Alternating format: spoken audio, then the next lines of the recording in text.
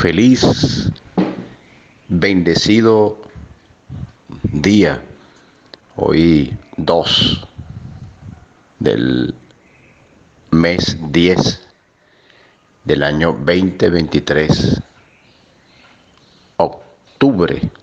Dios les continúe bendiciendo, queridos y apreciados hermanos y hermanas que nos siguen a través de este Ministerio Internacional Unicristo. Saludo igualmente a nuestros queridos y apreciados pastores, profetas, maestros, evangelistas, hombres y mujeres que Dios ha llamado en estos tiempos maravillosos, tiempos para transmitir el Evangelio del Reino, para transmitir la palabra de Cristo. Y Dios, por su amor y su misericordia, abrió este medio de comunicación para nosotros dar a conocer con denuedo los misterios que estuvieron ocultos por edades y que ahora nos ha sido revelado por la gracia de Dios, por la misericordia del Señor a sus hijos y a sus hijas en estos tiempos maravillosos. En medio de un mundo colapsado, en medio de un mundo contaminado, en medio de un mundo corrompido, en medio de un mundo lleno de injusticia, un mundo lleno de oscuridad, de tiniebla, de religiosidad, de idolatría, de paganismo. Hay un remanente, hay un pueblo que Dios levantó para que nosotros le demos continuidad a lo que Cristo nos enseñó, a lo que Cristo hizo allí poderoso en la cruz del Calvario, la gran victoria de Cristo. Y para ello le voy a dar continuidad a este tema que vengo compartiendo con todos y con todas las usuarias que me escuchan y que están allí constantemente. Le habla desde Venezuela su hermano en Cristo, ministro de la palabra, Nelson Cárdenas, por la gracia de Dios y por la misericordia del Señor Jesucristo. Para mí es un privilegio, un placer ser parte de este maravilloso ministerio Unicristo. Es una bendición poder compartir lo hermoso, lo maravilloso que es la palabra de Dios y este tema sobre la victoria de Cristo. Bueno, era algo totalmente nuevo lo que estaban predicando los apóstoles. Para ellos era totalmente nuevo lo que estaban predicando los apóstoles. No fue fácil para ellos dar a conocer el nombre del Señor Jesús y de esa victoria grande, esa victoria maravillosa, entender lo que había sucedido en el mundo espiritual, lo que representa ahora para la humanidad. Era bastante desafiante llevar ese mensaje. Y por esto, estos primeros apóstoles, estos primeros discípulos fueron dotados de un poder sobrenatural para el momento, conforme a la medida del don de Cristo. Asimismo lo indica el apóstol Pablo en la carta de Efesios capítulo 4. Vamos a ubicarnos en la carta de los Efesios, capítulo 4. Dice la Escritura en la carta del apóstol Pablo a Efesios 4:7. Leo allí en el nombre de Cristo. 4:7. Pero a cada uno de nosotros fue dada la gracia conforme al don de Cristo. en adelante, donde el mismo Cristo dice que él mismo constituyó a unos apóstoles, también dice el apóstol Pablo en el capítulo 4, versículo 11, y él mismo constituyó a unos apóstoles, a otros profetas, a otros evangelistas, pastores y maestros, dice allí en el capítulo 4, el versículo 11 también de esta carta que estamos leyendo, a fin, dice el versículo 12, de perfeccionar a los santos para la obra del ministerio, para la edificación del cuerpo de Cristo, dice allí textualmente. Pero se debía a que este ministerio necesitaba un respaldo total. Tenían que ir a naciones, territorios, culturas totalmente diferentes y que nunca habían escuchado el nombre del Señor Jesús y lo que representaba esta obra maravillosa. Por lo tanto, hay que entender que muchos de los escritos del Nuevo Testamento, las cartas del apóstol Pablo, muchas más que otras, intentaban enseñar a los creyentes, intentaban enseñar a los lectores de ese tiempo, de esa gran victoria de Cristo, lo que representaba, qué es la justificación, qué es eso, y que ahora pues nos glorificó, nos justificó, y tenemos ahora la mente de Cristo. Alguno no, y si dice el apóstol Pablo en la carta de Romanos, si alguno no tiene el Espíritu, no es de él. Como si dijera esto, dice allí el apóstol Pablo, era algo totalmente diferente. El apóstol Pablo dice en la carta de los Colosenses, capítulo 1, el versículo 26 y 29. Mire cómo dice el apóstol Pablo en la carta de los Colosenses. Vamos a Colosenses, en este estudio de esta palabra, vamos a Colosenses, capítulo 1, el versículo 26 al 29. 26 al 29 leo. Es decir, el misterio que había estado oculto desde los siglos y generaciones, pero que ahora ha sido manifestado a sus santos. A ellos quiso Dios hacer notorias las riquezas de la gloria de este misterio entre los gentiles, que es Cristo en nosotros, la esperanza de gloria. Cristo en nosotros, la esperanza de gloria, a quien nosotros anunciamos, amonestando a todo hombre y enseñando a todo hombre en toda sabiduría, a fin de presentar perfecto en Cristo Jesús a todo hombre, a fin de presentarlo perfecto, maduro a todo hombre. Allí dice el versículo 29, para esto también trabajo luchando según la fuerza de Él, la cual actúa en mí poderosamente, dice el apóstol allí. Nos dice que era un misterio, dice allí textualmente el texto, que estuvo oculto de los siglos y de edades, pero ahora Dios había dado a conocer por medio de sus santos o por medio de los apóstoles, y el misterio era que Cristo está en nosotros. Esa es la esperanza de gloria, dice el apóstol Pablo. Era algo maravilloso. El Señor Jesucristo, cuando obtuvo esta gran victoria, le da continuidad al propósito de Dios que comenzó al principio, desde el hombre. Desde el hombre estaba allí unido a Dios antes de pecar, y Cristo viene nuevamente para hacer una conexión con los hombres, para que vuelvan a tener esa comunión con Dios. Él abrió un camino nuevo y vivo para que todos los hombres puedan tener esa comunión con Dios, dice allí la Escritura. Esa unión en común, donde Cristo es la cabeza y nosotros el cuerpo.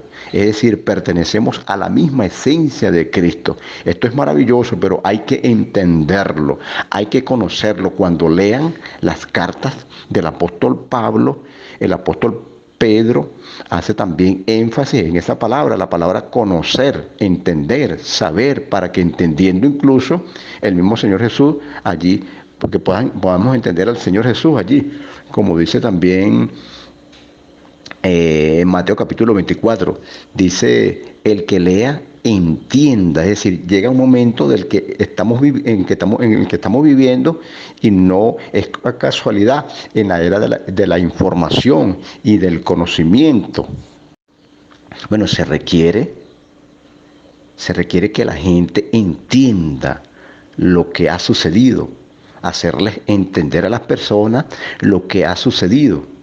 Es llenarse de ese conocimiento, como decía el apóstol Pablo, ese conocimiento que él tuvo, lo ha hecho, el conocimiento que tuvo el apóstol Pablo dice que lo hizo basura y no le servía a su conocimiento adquirido en la religión, no le sirvió, ni la profesión, ni en la cultura que había tenido, ni esa cultura que había tenido, no le servía ese conocimiento y lo desecha por el conocimiento mayor, el de Cristo.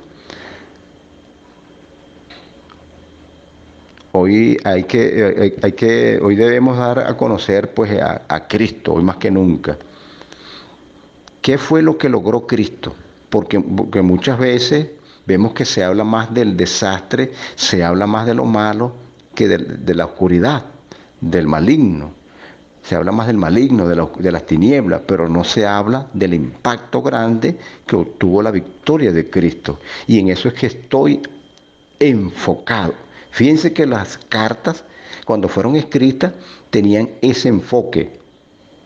Y la semana pasada terminamos leyendo la carta de los Hebreos, y la carta de los Hebreos tiene una enseñanza muy profunda, muy buena para revelar a Cristo. Apocalipsis, allí mucha gente le tiene miedo a la palabra Apocalipsis. La palabra Apocalipsis significa revelación. Otras doctrinas dicen libros de revelaciones, dicen otra doctrina, equivocadamente, porque no son las revelaciones, es una sola revelación. Dice Apocalipsis, vamos a Apocalipsis 1.1, mire cómo dice aquí Apocalipsis 1.1.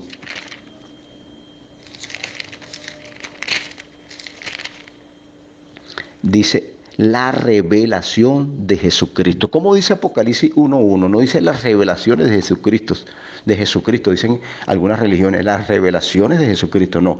Apocalipsis 1.1 dice la revelación de Jesucristo que Dios le dio para manifestar a su siervo las cosas que deben suceder pronto, y la declaró enviándola por medio de su ángel a Juan, su siervo.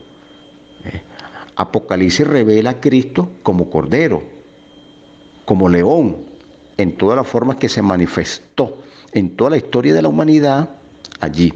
Por eso Apocalipsis, cuando lo leemos correctamente, que no está escrito solo en un sentido futurista, como muchos piensan allí en el capítulo 1, el versículo 19 mire, y el 20, mire cómo dice 1, 19 y 20 de Apocalipsis capítulo 1, leo.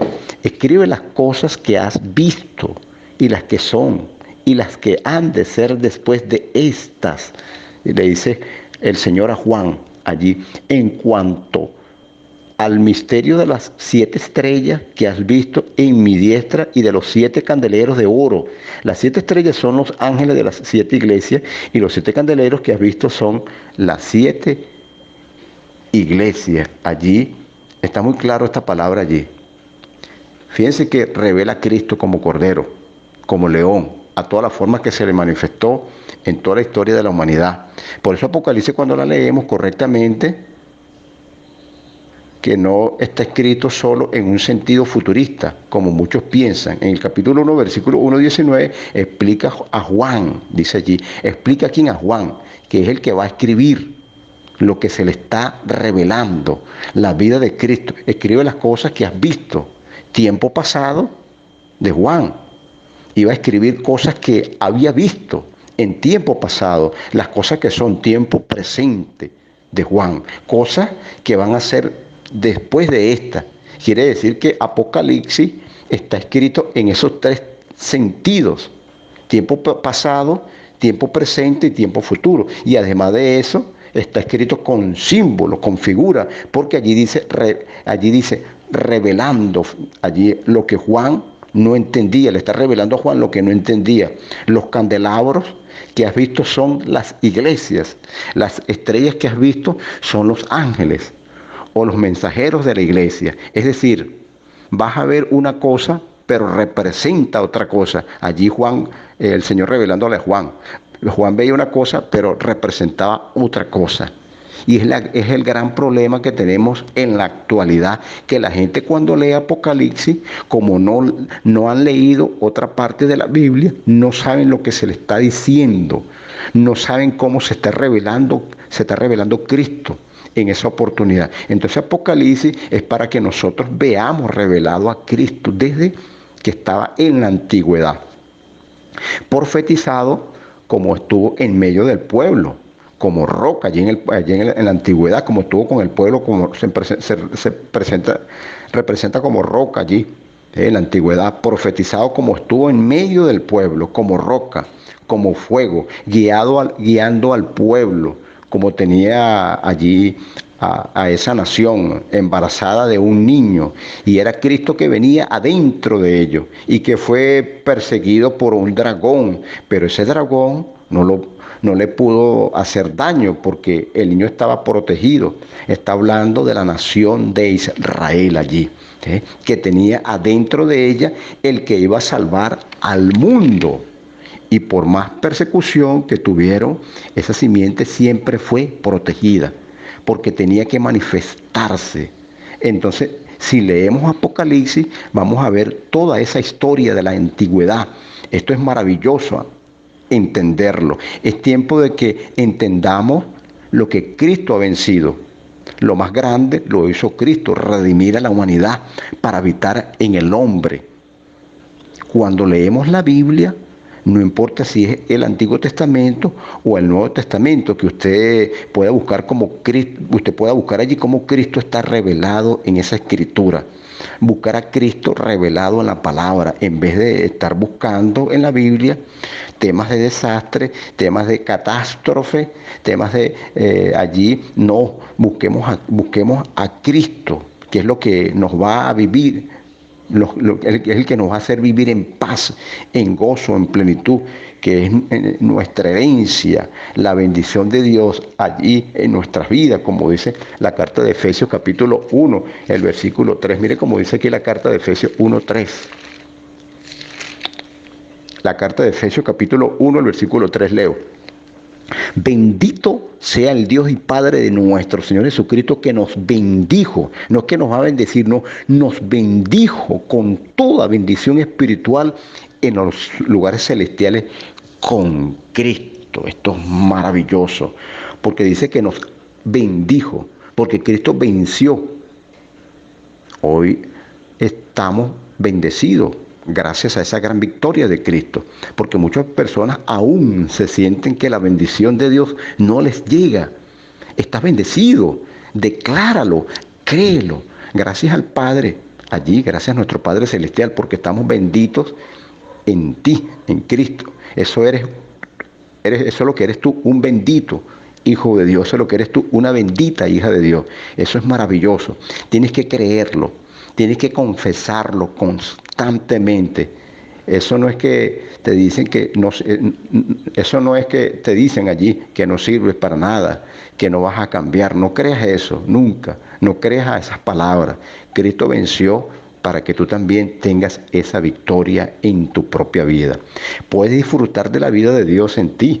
Dios quiere manifestarse a través de ti, en tu vida. En la carta de Hebreos se revela a Cristo de una manera sorprendente, que para el tiempo del escritor habla en esta carta allí y tiene que hacerlo de forma anónima, la carta de Hebreos. Es decir, esta carta no comienza allí, es decir, era difícil allí. El escritor de la carta de los Hebreos va a decir que Cristo es superior a los sacerdotes que habían según el orden de Aarón, que Cristo como ofrenda, como sacrificio, fue superior a una ofrenda superior a las ofrendas de allí, de ese tiempo, el pueblo de Israel, que se hacían por muchos años en Israel. Que Cristo con ese sacrificio, con esa obra maravillosa que Él hizo, trajo un nuevo pacto, superior al pacto que ellos habían andado. Esto es para que cualquiera persona de ese tiempo que estaba arraigado a su cultura, a la ley, a los sacerdotes antiguos, les rechillaban los dientes, porque decían que lo que estaba hablando este hombre era herejía, no entendían la maravillosa victoria de Cristo. Bueno, por eso el escritor de la carta de los Hebreos se ve que era un hombre que conocía bien la ley, la cultura hebrea, porque detalla y hace una analogía perfecta y unas interpretaciones perfectas de las palabras del tabernáculo, que tenemos un mejor tabernáculo. Ahora, todo pone superior, que es Cristo. Lo pone superior a Moisés. Moisés fue siervo, pero Cristo como hijo es superior, porque el siervo no hereda, pero el hijo es heredero de todo. Esto es para que nosotros abramos nuestro entendimiento y que verdaderamente le demos gloria a Cristo como se merece, porque Él ha vencido. La palabra nos quiere enseñar, nos quiere insistir que veamos esa gran victoria para que caminemos en ella, para que disfrutemos de ella, para que no sigamos sintiéndonos que estamos mal, que no valemos nada, que el diablo nos va a destruir. No, no, no. ¿Para que Cristo ganó, pues? Para que Cristo venció, porque Cristo quiere que usted tenga ese mensaje. Y Cristo quiere que usted tenga ese entendimiento de que Él es el Rey de gloria, que Él dijo: consumado es, hecho está, se logró. Lo que Él vino a hacer es para que usted sepa que dentro de esa gran victoria usted no quedó por fuera. Usted es parte de esa gran victoria, usted es beneficiario de esa gran victoria, autor determinado de el autor determinado de esta carta, o ahí hace alguna atribución allí, el apóstol Pablo lo ve también por algunas palabras que se le repiten, como el justo por la fe vivirá, la carta de los Hebreos. Aparece también allí en Gálatas, aparece también en Romanos, el justo por la fe vivirá, y aparece la carta a los Hebreos también, aparece allí en las despedidas a los hermanos, como hace el apóstol Pablo, que están en Roma, y nombra a los hermanos allí. El apóstol Pablo siempre saludaba cuando escribía las otras cartas, y algunos temas, como alcanzar la madurez, aparece en la primera carta de los Corintios, capítulo 2, al versículo 6. Mire cómo dice el 1 Corintios, capítulo 2, al versículo 6.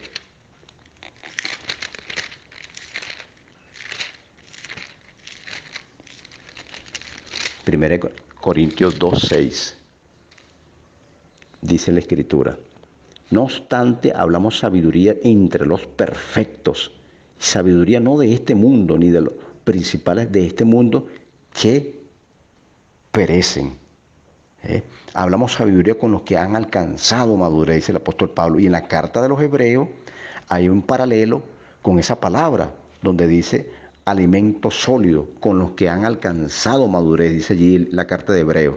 Y vemos que hoy hay esa relación, y muchas personas se lo atribuyen allí esta carta al apóstol Pablo, la carta de los Hebreos. Muchas personas se lo atribuyen al apóstol Pablo por esos detalles pues, que hace el apóstol Pablo allí.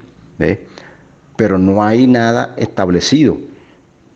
Yo se lo atribuyo, por lo menos yo se lo atribuyo al apóstol Pablo, la carta de los Hebreos, que escribió esta carta. Unos dicen que fue Apolos, otros dicen que fue Lucas, que eran también escritores y tenían ese impacto.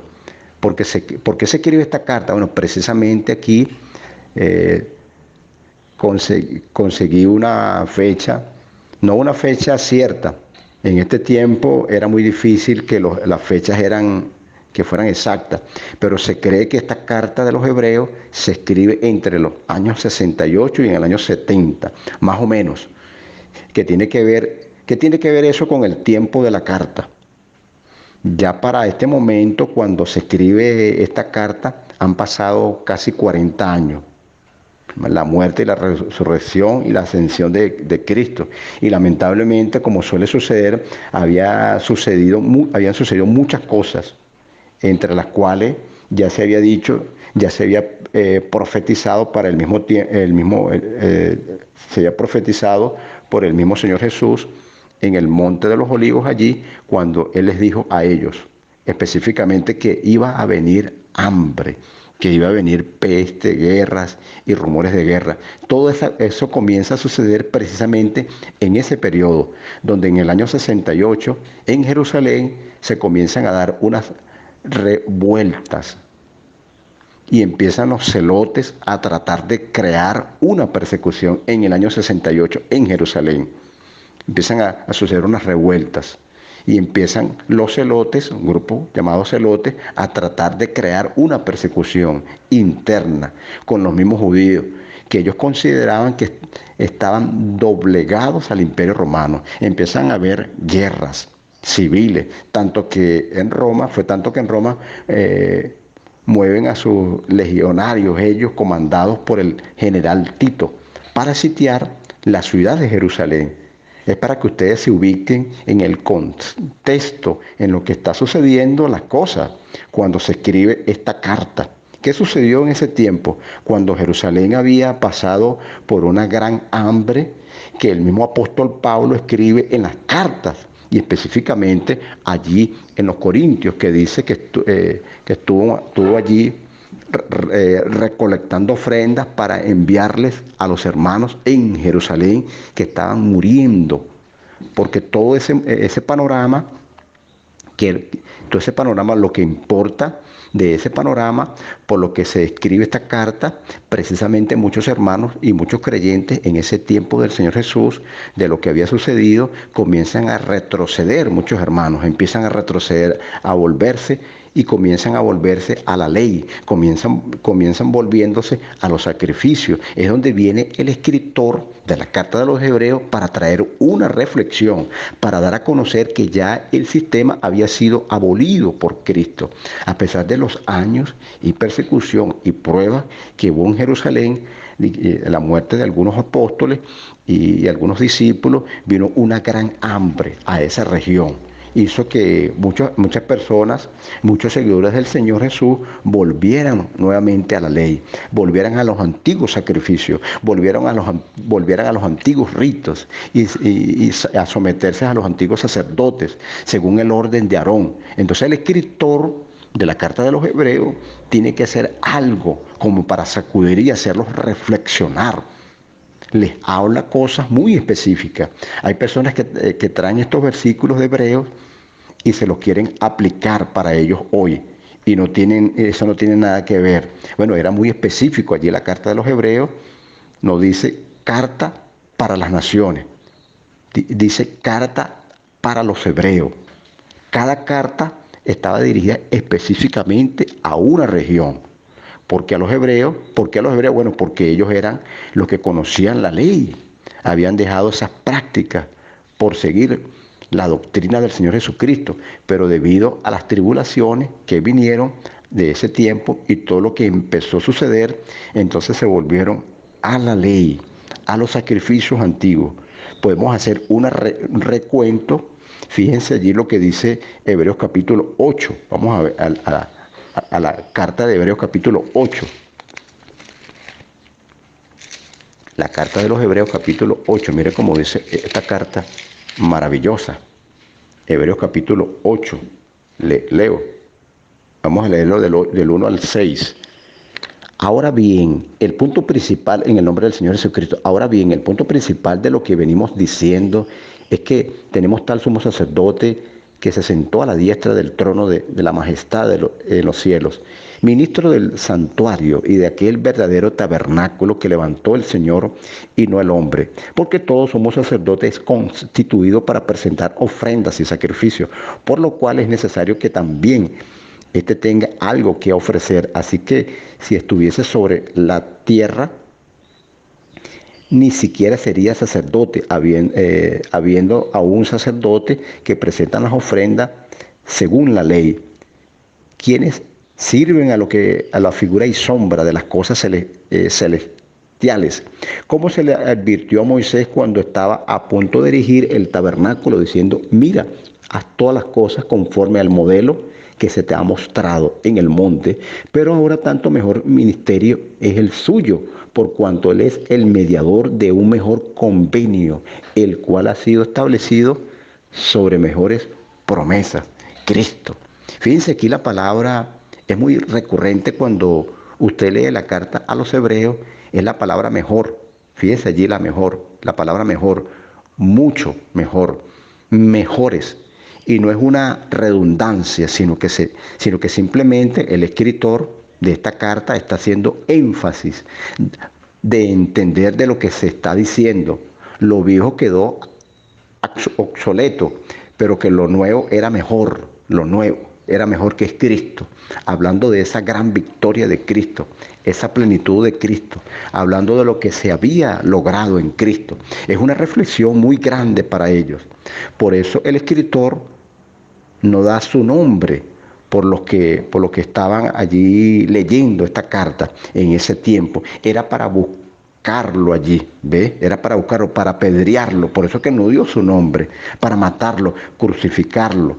Algo porque estaba hablando allí cosas muy fuertes, está hablando allí cosas fuertes contra el sistema religioso establecido para ese momento, de que muchos seguidores del Señor Jesucristo estaban volviendo otra vez, porque las pruebas, las tribulaciones los hicieron claudicar.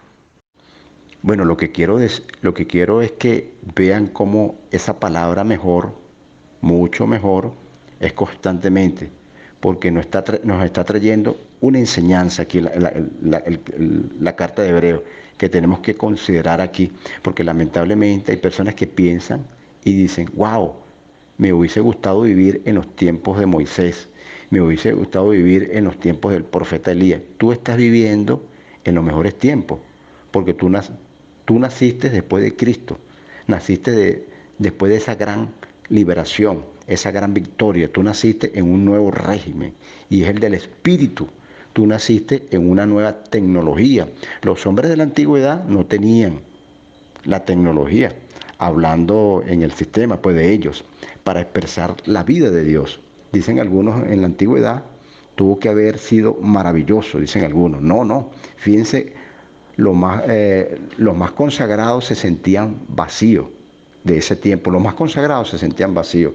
Fíjense, el dulce cantor de Israel, el rey David, el poeta, un hombre de oración, un hombre de adoración. ¿Y cómo se sentía? Como el ciervo que brama por las aguas. Así clama mi alma, decía él. Se sentía en angustia. Dice el rey David, ¿por qué te abates, oh alma mía? ¿Por qué te turbas dentro de mí? Se sentía siempre en angustia, en depresión, se sentía vacío. Dice, un abismo llama a otro abismo, un vacío tan grande. Y era un hombre que el mismo Dios había dicho que tenía un corazón conforme al de Dios. Pero fíjense la condición. Usted no puede anhelar eso, querido hermano. Usted está en el mejor momento. Usted es parte y merecedor de esa gran victoria. No solo porque usted crea, no, para que usted viva en Él y se manifieste a través de la vida de Cristo. El primer pacto dice allí que era imperfecto, ineficaz. Esta carta se escribe aproximadamente allí 2000 años. Y fíjense lo que ya estaba diciendo.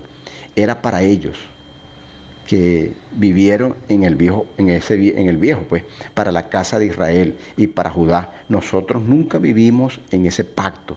Nosotros nacimos después de la victoria de Cristo. Por lo tanto, para nosotros simplemente ese pacto es el pacto eterno, manifestado desde la eternidad para nosotros, y es maravilloso entenderlo.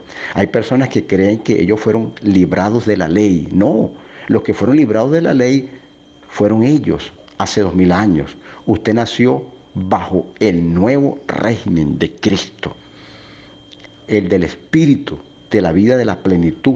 Cuando leamos, tenemos que leer con el entendimiento, dándole el sentido a las palabras, entendiendo lo que se nos está transmitiendo esa palabra y ubicándonos siempre en el contexto de quién lo dijo, por qué lo dijo, en qué tiempo se dijo, por qué se le dijo a esa persona esto.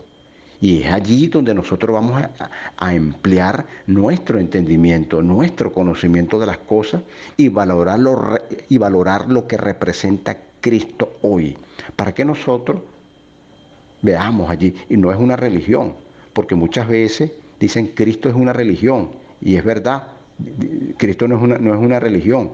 es una expresión de vida, es una comunión, es en común con Dios, es una plenitud con Cristo. Pablo lo decía, la plenitud de aquel que lo llena todo.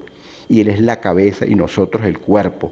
Eso es lo que tenemos que meditar y salir de eso, de estar buscando en la Biblia allí temas de desastre. Hay gente que dice pues que la Biblia pregunta, la Biblia habla del COVID, dicen algunas personas, han dicho pues cuando en tiempo del COVID, no, la Biblia no habla de eso.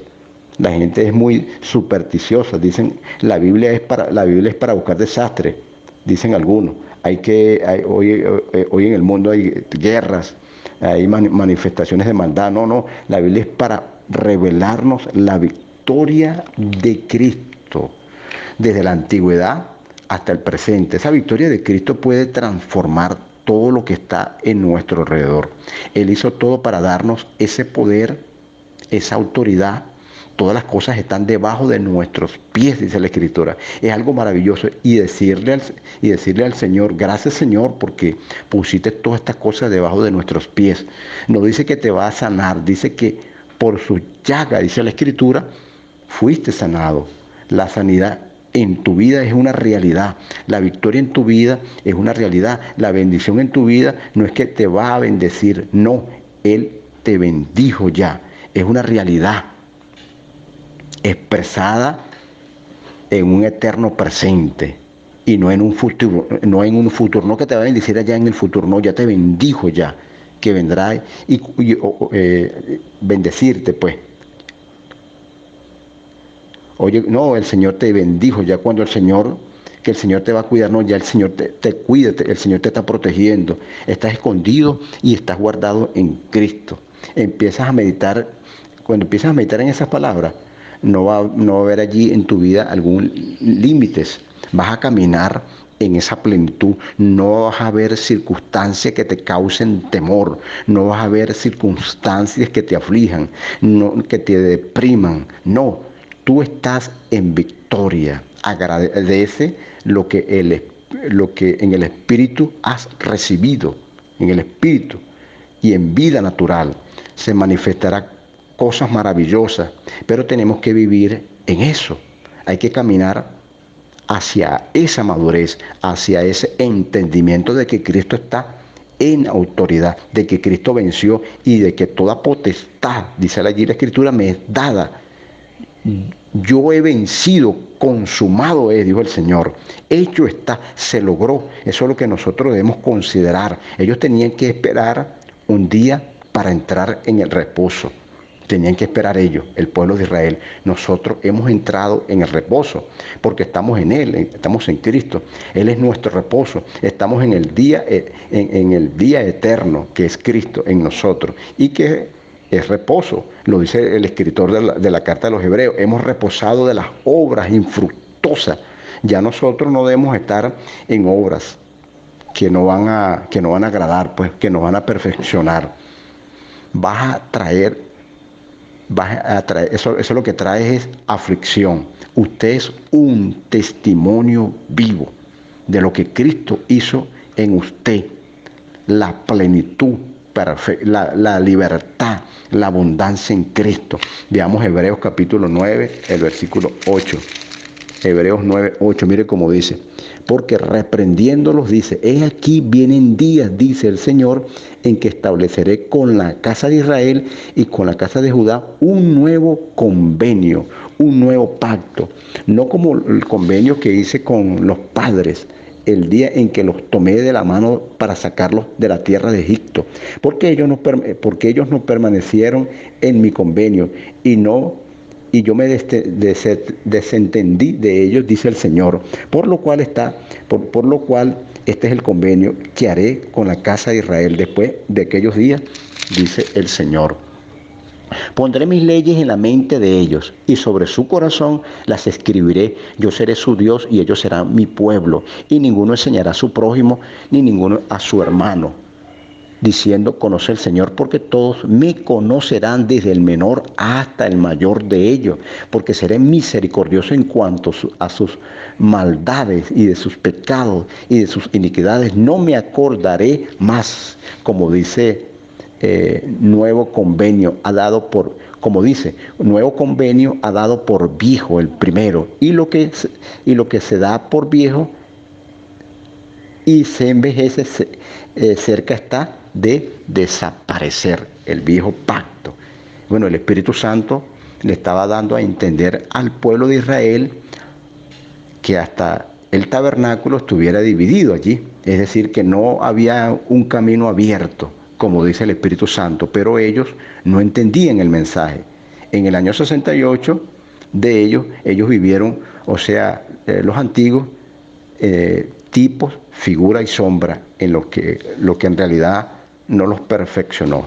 Pero nosotros ahora vivimos en la plenitud. Nosotros vivimos ahora en Cristo. Nosotros en Cristo y Cristo en nosotros. Somos más que victoriosos. Somos pueblo de Dios, somos real sacerdocio, somos nación santa, pueblo adquirido por Dios, para que anunciemos las virtudes de aquel que nos llamó de las tinieblas a su luz admirable. La victoria de Cristo es poderosa, la victoria de Cristo es maravillosa, la victoria de Cristo es grande. Por eso que tenemos que allí hablar en estos tiempos acerca de lo que Cristo hizo. No sigamos buscando mensajes allí en las Escrituras, temas acerca de desastre. No, la Biblia no enseña eso. Allí hay muchos que están todavía buscando allí temas de desastre, de catástrofe. No, vamos a hablar de lo poderoso, de lo grande que hizo Cristo allí por nosotros. La victoria poderosa de Cristo allí en la cruz, cuando dijo: consumado es, culminado está.